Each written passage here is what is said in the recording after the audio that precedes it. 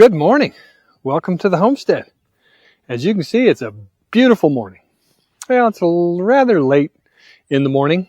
Been doing little inside the house things, cleaning up, that stuff you got to do in your house every week or so.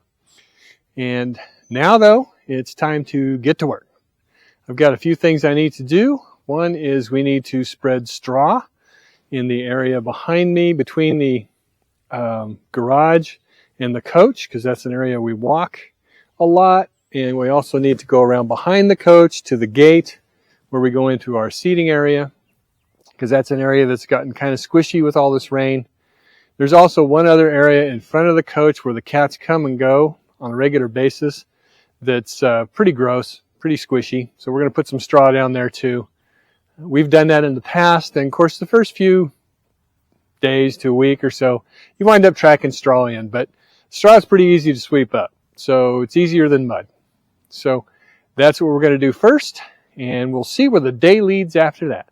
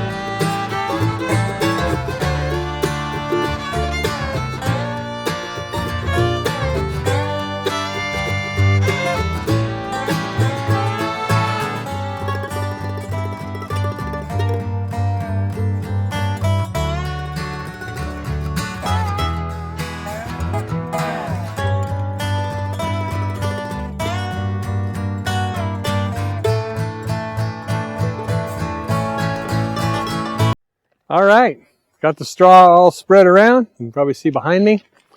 I used an entire bag. When we first came to the property, there was no grass anywhere. It was all just mud. And then we compounded the problem by raking up some of the grass that was there, the dead dry grass, because we thought that was the thing to do. But then we turned this whole place into a clay mud slick when it rained. So we used bags and bags of straw back then to keep from tracking mud into the RV, or just from being 2 feet taller by the time we walked across the yard because the mud's sticking to our boots. But straw has proven to do the trick. We should have laid it down yesterday because it did rain last night. That would have helped push it into the ground. The problem with straw when you first lay it down, if you don't get some rain on it pretty quick, is the wind. And today it's not too windy, so we should be okay, but that doesn't mean the wind won't pick up and start blowing straw everywhere. But we will have to get more straw, especially around all the building that we've been doing. Those areas, the grass, of course, has been rooted away from constant wandering in the same spots while we were building. So it would be nice to have straw around those as well. The problem with straw is you tend to track it in. So you still wind up having to take your shoes off before you go inside. But it's better than mud. Straw on your shoes is better than mud. Comes off a lot easier. Anyway, I have to go clean up my mess that I left from yesterday when I built the box for packages, which works great. I checked it this a little bit ago, and it's completely dry inside, doing what it's supposed to. I'm going to order some gas struts for it so that once I hinge it, it'll go up and down easily. So we don't ask too much of the package delivery people. Anyway, so let's get to picking up our mess out there where our mess. Yeah, your mess too. Our mess out there where we cut up all that lumber yesterday.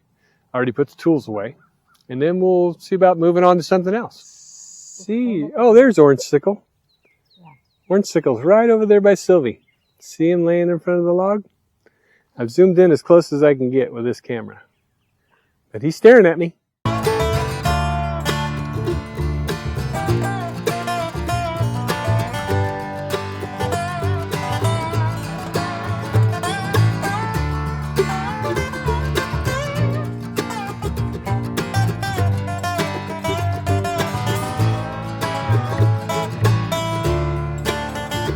Okay, got that mess cleaned up, recovered my crowbar.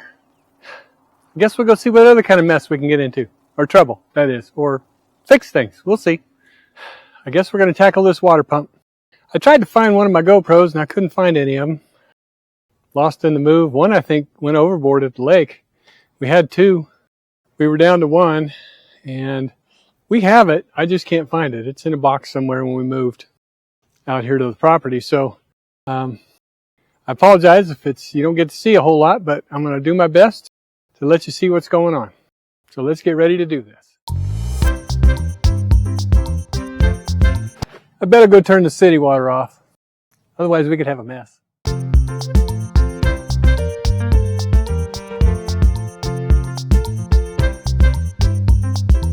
have to go get some pliers. I didn't know it was that tight, but it is. Now that was interesting. I turned the water off and I disconnected the hose. I don't know why there was pressure in there. I don't know why there's still water running out of it. So much for staying dry on the tarp. Oh well. So the last time I did this, I took this whole panel loose, and I don't know that it actually helped me because I can't raise it up. All I can do is pull it out. I can't even push it that way because it's against this wall. I'm not sure how they got it in there. This piece here is welded in place. I can't even take this light assembly, this mount off right here. It's welded in place. I don't know. This is the same issue I had last time.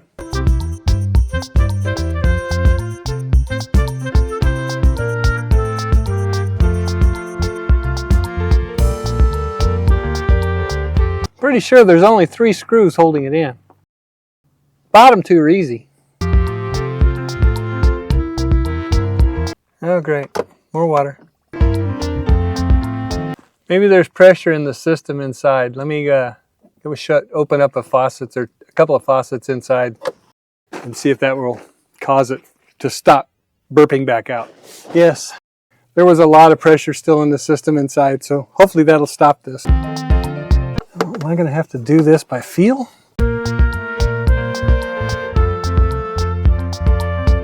Putting it together could be quite interesting.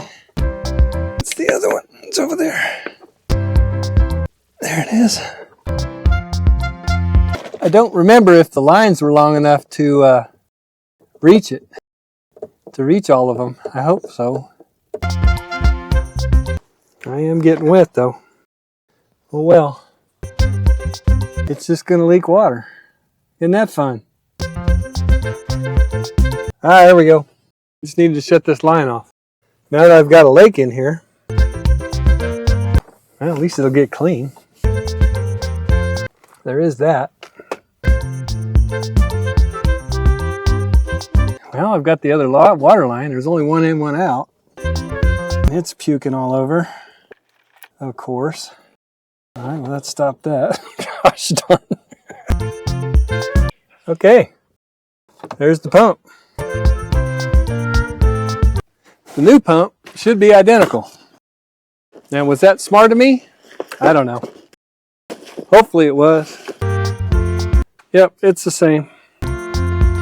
What went out on this old pump was the pressure regulator. It just quit. I tried everything. I tried adjusting it. I tried cleaning up the contacts. I tried everything, but it just wouldn't. I couldn't get it to come back to life. If I jumped across it, it would pump, but that's no good. So, there we go. Well, isn't that nice? They gave me 2 of these filters. Okay, I'll take them. I don't know if that was an accident or they just decided they wanted to give me a spare. It's a strainer, not a filter. Did they give me any? Not give me any Teflon tape. And I'm not going to put this together without Teflon tape. So let me run to the shop. I'll get some Teflon tape and put this together. And they make at least 3 different kinds of this tape, sealing tape. The white, which is what I've traditionally used for years before they came out with the other ones, which is pink for water and yellow for gas line. Now, the pink is really thick. It's made more for like galvanized pipe fittings and that kind of thing. This is plastic, so I'm going to use the regular Teflon. I've had good luck with it in the past. When putting this on, though, you screw it on this direction, right? So you want to make sure that you wrap it that direction. No, the other direction. Sorry. You got to make sure you wrap it the other direction. That way it doesn't loosen it up as you tighten.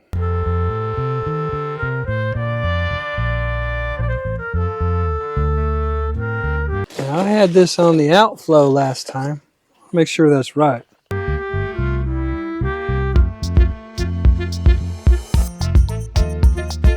Well, it doesn't say, but that's where I'm going to put it. It's where I had it before. Plus, that's where it was on the original pump, I think. I'm pretty sure.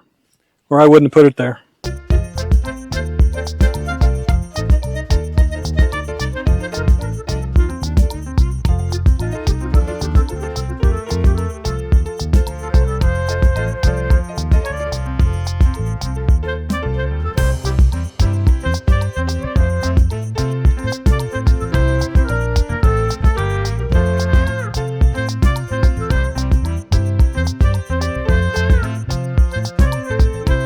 Go get some wire cutters and strippers. We'll start putting this thing back together.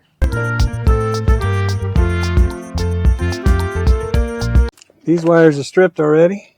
Need to strip these.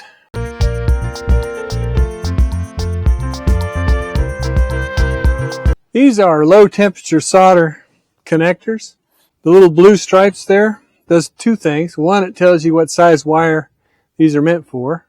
And the other is they're a glue and a sealer, and these are shrink wrapped as well. So this will melt and solder the connection together. And these 2 will shrink up and glue this fitting to the wire. That way it keeps any moisture out. Kind of handy. I'll do the shortest one first. Hope y'all can see. Probably not. We'll try our best. Heck, I can hardly see, and I'm right here. This is a little butane torch for melting that.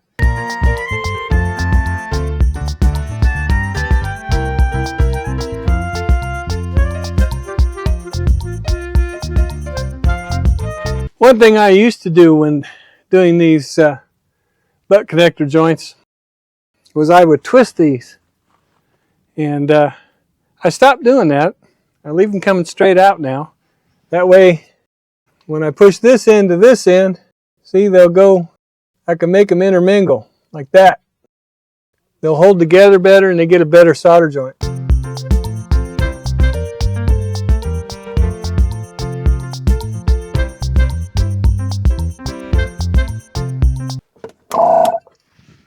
It works.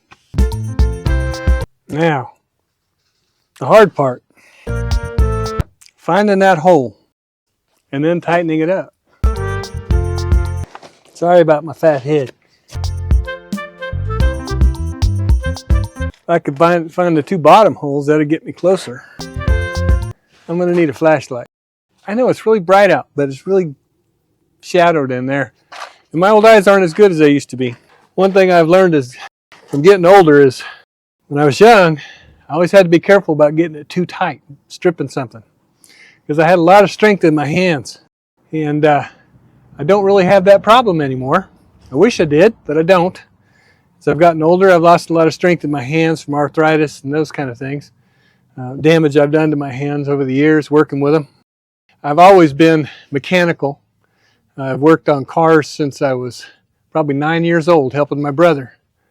He used to build drag cars. I used to help him. I rebuilt my first motor on my motorcycle at 12 by myself. Didn't even have a book. And it worked just fine. It worked great, actually. I upgraded from a 70cc little motorcycle to a 90cc engine in it. Then it was a lot of fun. And I've just done a lot of work all my life with my hands. Boats, cars, RVs. My least favorite, of course, seems to be the RV. The most complicated and over-engineered thing I've ever seen in my life. And not accessible. Nearest I can come to that is that we had a houseboat back in the day, not too long ago, I guess. We sold it before we moved to Texas. And it had, when we got it, it had a little 4-cylinder Chevy engine with a Volvo outdrive, and it was down below deck. Well, the engine compartment wasn't a whole lot bigger than the engine. So pretty much everything you had to do and needed to do on the underneath side of that motor, bolts, nuts, wiring, that kind of stuff, you had to pretty much do by feel because you couldn't see it. You couldn't get down in there. So that's how I've gotten used to just figuring things out with my fingers. Hopefully I got it tight enough. It's as tight as I can get it with my fingers. There's no way to get a pair of pliers or anything on it. Hopefully that tape does its job and the rubber seal on the end of that fitting does its job. Anyway, the top one's hooked up. Might as well hook the bottom one up too while I'm here and it's loose.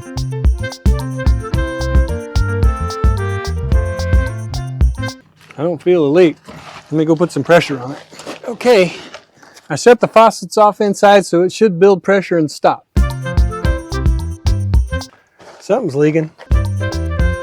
Leaking pretty good too. But I can't tell where it's leaking from. I can't tell if it's leaking from the fitting or if it's leaking where the line attaches. And I can't really get up in there with a screwdriver to tighten that line up, I don't think. What did I do with that flashlight I brought out? Did you see me bring out a flashlight? Oh, I think it's leaking where the line attaches. Really wish I could see. Okay, no more drips. Now I just got to worry about trying to get it mounted. I think I'm going to go with my second idea and try and mount the bottom holes first. I think that'll make it easier to line up the top one.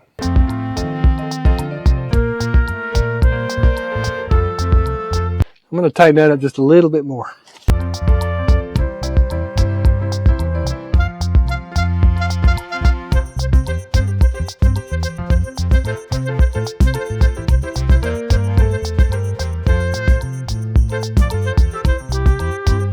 Okay, well, got the water pump situation all taken care of.